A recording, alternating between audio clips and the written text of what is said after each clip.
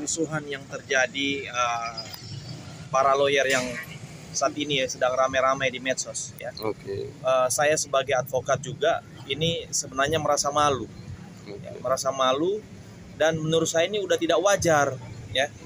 Itu tidak wajar lagi, apalagi saya mendengar ya, saya menonton di YouTube ya, bahkan ada di TikTok juga, itu bahkan sudah ada yang mengeluarkan kata-kata yang tidak patut gitu loh. Ya kan, ini tidak layak gitu loh, seorang advokat ya kan, ini adalah profesi terhormat ya kan, mengeluarkan ucapan-ucapan yang sebenarnya sangat memalukan sekali ya. Ya kan, ini advokat ini penegak hukum ya. Harusnya sudah sangat memahami lah ya di dalam bertutur kata ya, apalagi di dalam undang-undang advokat sendiri itu kan diatur dalam pasal 6 ya.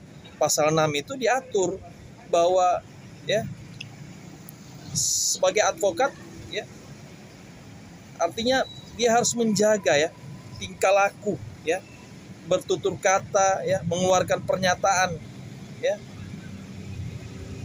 yang menunjukkan sikap tidak hormat ya terhadap hukum dan peraturan perundang-undangan ya, atau pengadilan.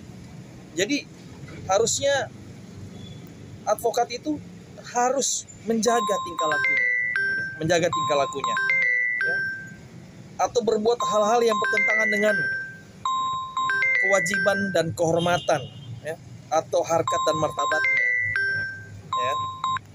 Apalagi ya kan, harus menjaga tingkah laku yang tidak patut terhadap lawan atau terhadap rekan seprofesinya. Itu ada di dalam undang-undang ya. Jadi harus dijaga. Ini kita lihat sendiri ya kan, kita saksikan sendiri nih ya. Selama ini bahkan ada ya rekan-rekan itu yang mengeluarkan ucapan-ucapan yang tidak sopan gitu. Jadi ya ini sangat memalukan, dan mohon ini harus dihentikan, harus segera dihentikan.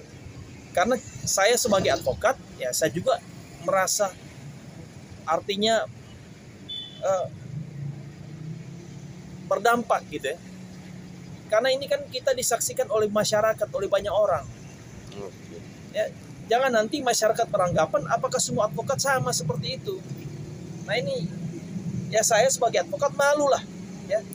Seharusnya kita yang sudah mengerti hukum ya, apalagi kita juga memiliki undang-undang ya yang mengatur ya tentang contoh tidak baik tentunya ya, jelas tidak baik ya kan, jelas di dalam peraturan perundang-undangan dalam khususnya ya undang-undang advokat mengatur. Jadi kita sebagai advokat harus menjaga tingkah laku kita, jangan sampai kita atau mengeluarkan pernyataan yang tidak patut baik terhadap lawan maupun terhadap rekan seprofesi. Ini kan sesama advokat ini ya. Seprofesi jadi bang. Iya, seprofesi harusnya dijaga tingkah lakunya. Kita harus menjaga kehormatan, apalagi kan kita disumpah ya. Lihat dalam pasal 4 itu sumpah jelas kita harus menjaga kehormatan, jangan sampai kita bertingkah laku yang tidak terhormat gitu. Ya ini penting, dan saya berharap ya sebagai advokat tentunya ya kita mempunyai wadah organisasi ya, agar supaya organisasi ini juga ini bisa menjadikan ini perhatian khusus ya. Ini bisa ditindak ini oleh organisasi, karena ini sudah mempermalukan profesi advokat, dan harusnya organisasi turun tangan ya, jangan membiarkan terus ini berjalan, karena nanti ya kalau begini terus lama-lama profesi advokat tidak dihormati lagi, tidak dihargai lagi ya. Ini yang saya harapkan ya, organisasi advokat ya, siapapun mereka ya, berdiri di organisasi yang mana ya, mohon organisasinya masing-masing itu bisa menindak ya kalau advokat yang seperti ini agar supaya ya advokat tidak sembarang lah ya, advokat itu tidak bertindak semau dia gitu. Karena kita ini kan advokat diawasi oleh kode etik ya.